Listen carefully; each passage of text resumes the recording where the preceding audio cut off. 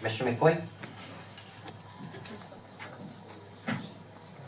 I don't necessarily agree with the one round. I think we do what is needed to do it appropriately. City Attorney, I need your assistance here a little bit. If you could bring up the document with the Ralph Brooks attorney label on the top, January 5th, 2016. Got it. Okay, if you would bear with me and put 4 numbers on it, that would help out with clarity. On the second paragraph, starting with compliance with the city charter, put in a 1. On the third paragraph, starting with on March 12th, 2013, a 2. In front of the second sentence in that paragraph, no court has invalidated, a 3. And in front of the and, that's the second part of that sentence, starting with it remains effective, a 4. You with me? Yes. Okay. Could you clarify for me, and I guess I'll proceed that just a minute, that I'm not an attorney and I don't play one on television, but I've heard several different attorneys speak. Some of the attorneys represent particular interests, so of course are duty bound to represent those interests, and that influences my listening, of course, as is normal. I'm quite uncomfortable as a commissioner in that I've had an attorney tell me some things that are different than what my understanding was before. So I'd like to try and make sure that we all have as good a legal understanding as we can. Could you tell me whether you agree with the legal accuracy of statement 1? First, I preface it by saying, every attorney, they're representing a client, and so they're each going to put forward their position based on their client. Now, my client, you all, in my view, don't have quote a dog in this fight. My opinion is supposed to be impartial and neutral, as opposed to an opinion of another attorney who may be advocating for whichever side they're on. So the first sentence, I would agree that it's partially correct, because compliance with the law is what the commission has to do. But to say that the city charter is somewhat misleading, because certainly there are parts of the city charter that are an essential part of the law. But I think where everybody's driving at is that one part of the city charter dealing with the heights, that the legislature has declared null and void. So that part of the charter is not part of the law. So Let's go statement by statement if we could. Right, so that's number 1, because number 1 says compliance with the city charter is an essential requirement of law. Well, that's not completely true. Compliance with a valid city charter is an essential requirement of law. Compliance with a part of the city charter that's been declared null and void is not an essential part of the law. We'll get to that, I think, piece Quiet in the chambers, please. Quiet in the by chambers. piece. In general, you do agree that compliance with the charter is the highest law within the city. Constitution of the state, Constitution of Right. Florida statutes, but Yes. within the city government, there's the charter, and then there's ordinances, and then there's Right. resolutions. Okay. And you would agree that compliance with the city charter is an essential requirement. We can argue about which parts of the charter, but the concept is all right with you. What about statement 2? On March 12th, I'll read Well, it as far for as I know, the people did approve a referendum, an amendment to the city charter. right? And that's the main issue, and then But that's a true statement as far as you know. that's a true statement. What about number 3, which is quite important here? No court has invalidated that section 11 of the city charter as amended by ordinance. Is that a true statement? Again, it's a disingenuous statement, because I'm asking, is it a true statement? Are we arguing heights here, or are we actually talking about the zoning change in regards to? I have, as I'm just saying, that's a whole, Mayor, okay, may I finish? I'll give the best answer. The court had a challenge to that law. Actually, there was a challenge to the city not putting that part of the charter in the clerk charter.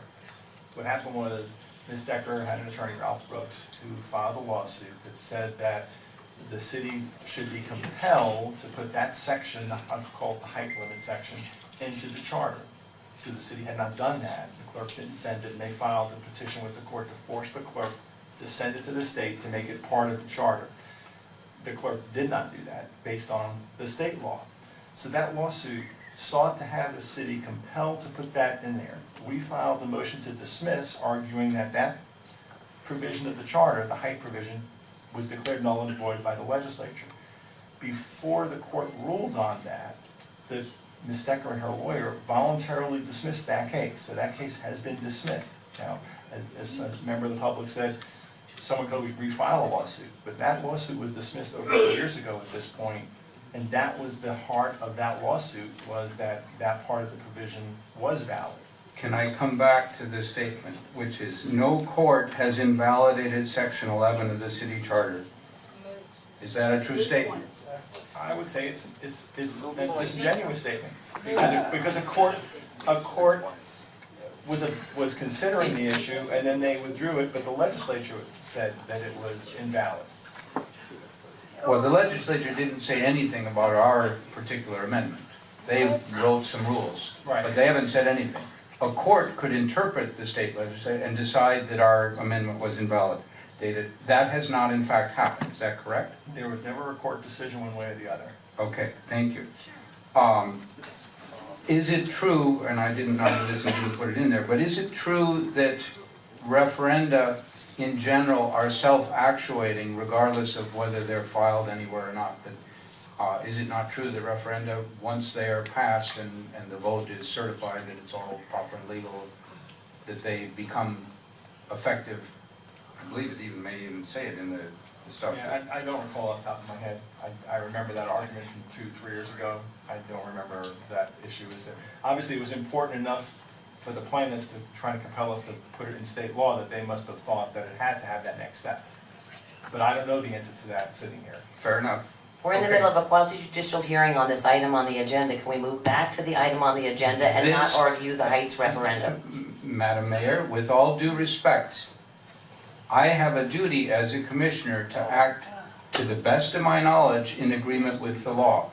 And you also have a duty as a member of this commission to obey the law that is mandated by the state legislature. If you would let me finish without interrupting, I have a statement here that indicates from a lawyer who is respected land use lawyer. Everything we've heard so far is opinions. They're legal opinions. Some of them, you know, they are what they are. Can we move to? Can we not have? May I finish my statement, please? Very briefly, thank you, because you're being very disrespectful. Thank you. I have a statement in front of me that disagrees with the interpretation of whether the state legislation applies to our charter amendment or only specifically to things that the charter, that issue was not.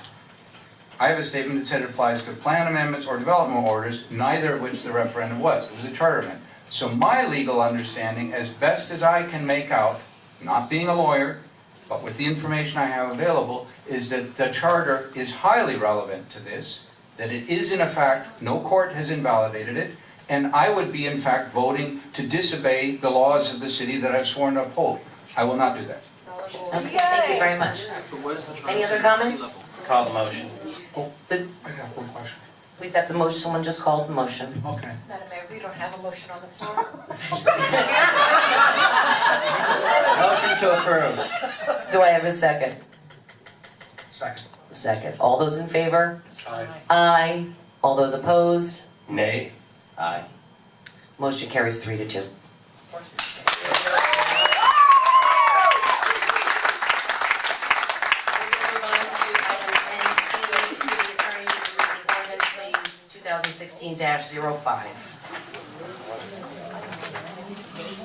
Actually, Madam Mayor, I don't believe I read the title of the ordinance 2016-4, so to keep the record complete, let me read that title, let's vote on it again. Okay.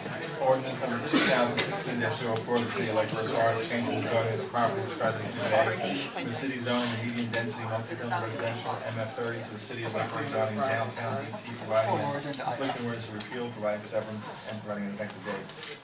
Someone. Second. All those in favor? Aye. All those opposed? Nay. Are we voting on B or on? It's the same one, I just had Same read one. it. You're voting on the same issue. Nay. I'm sorry.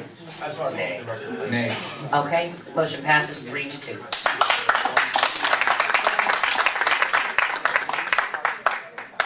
Now we're moving on to item 10C. City Attorney, would you read the ordinance, please? Ordinance number 2016-05 of the City of Lake Forest, Florida, amending Chapter 5 alcohol beverages, Section 5-4 hours of sale to allow alcoholic sales on Sunday mornings and to prohibit the sales of alcohol from off premises subsection 10 p.m. Sunday through Saturday to provide for severability, levels of conflict, confrontation, and effective date. Second. Second. Public comment cards? Alcohol sales? All those, Mayor, I'm sorry to interrupt, but Captain Bear was supposed to be here to provide some testimony. is he here? Yeah. Could we have Captain Bear come up, because we needed a little bit of more factual testimony to make sure this ordinance is supportable. And I think Captain Bear, this is the alcohol ordinance. Thank you. Good evening. I was here if you had any questions. I pulled some data for Could you provide a little bit of that data, just as a factual basis for restricting alcohol sales? It's difficult to pull all the data because the way our search engine works, you put in many different things, alcohol, and it pulls thousands and thousands. It's one of those things like a Google search, you either get 10,000 or nothing. But we were able to work through it, a lot of it by hand.